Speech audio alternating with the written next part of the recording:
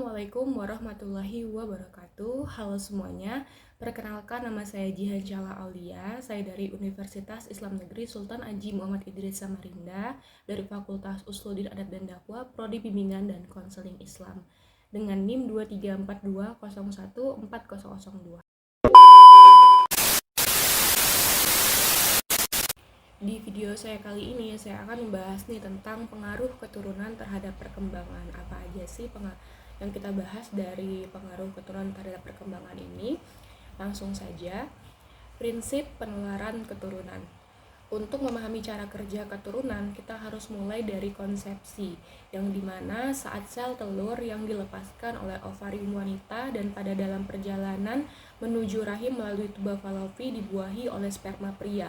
Setelah kita menetapkan apa yang diwariskan pada saat konsepsi, kita dapat nih meneliti mekanisme yang digunakan gen untuk memengaruhi karakteristik yang kita tampilkan. Selanjutnya ada materi genetik. Perkembangan pertama yang terjadi setelah pembuahan bersifat protektif yaitu ketika sel sperma menembus lapisan sel telur. Reaksi biokimia mengusir sperma lain untuk mencegah mereka mengulangi proses pembuahan. Dalam beberapa jam, sel sperma ini mulai hancur dan melepaskan materi genetiknya. Begitu juga dengan sel telur juga ikut melepaskan materi genetiknya. Dan pada inti sel baru terbentuk di sekitar informasi keturunan yang disediakan oleh sperma ayah dan sel telur ibu. Sel baru ini yang disebut dengan zigot, yang berukuran 1/20 dari kepala peniti. Namun, sel kecil ini mengandung materi biokimia untuk perkembangan zigot dari sel tunggal menjadi manusia yang dapat dikenali. Selanjutnya ada pertumbuhan zigot dan sel-sel tubuh. Saat zigot bergerak melalui tuba falopi menuju tempat prenatalnya di rahim, zigot mulai mereplikasi dirinya sendiri melalui proses mitosis. Pada awalnya, zigot ini membelah menjadi 2 sel, tetapi 2 sel tersebut menjadi 4 menjadi 8 menjadi 16, dan seterusnya.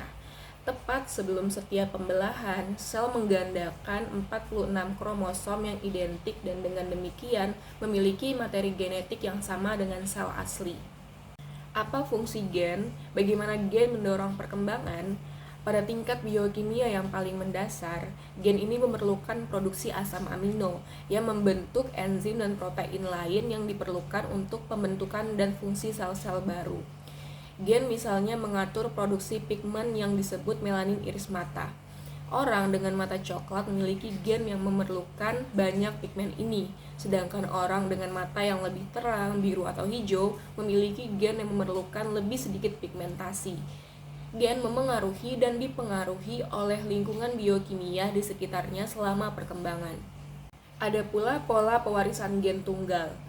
Gen memengaruhi karakteristik manusia dengan berbagai cara. Terkadang, karakteristik ditentukan oleh tindakan banyak gen yang bekerja sama, dikenal sebagai pewaris poligenik. Memahami pola pewarisan gen tunggal dapat membantu kita membangun pemahaman tentang tindakan gen dan interaksinya dengan lingkungan. Dari sana, kita dapat beralih nih untuk memahami mekanisme yang bekerja ketika banyak gen saling berinteraksi, bertindak untuk memengaruhi karakteristik. Yang terakhir ada pewarisan poligenik.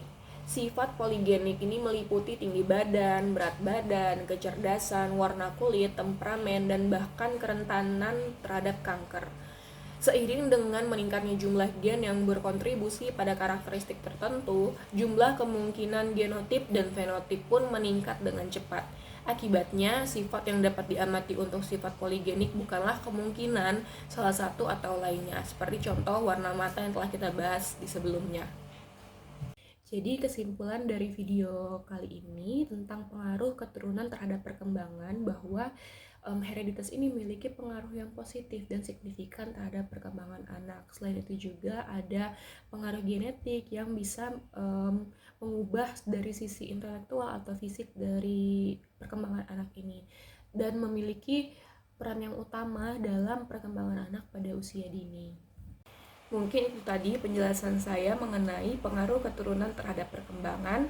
Kurang lebihnya mohon dimaafkan. Wassalamualaikum warahmatullahi wabarakatuh.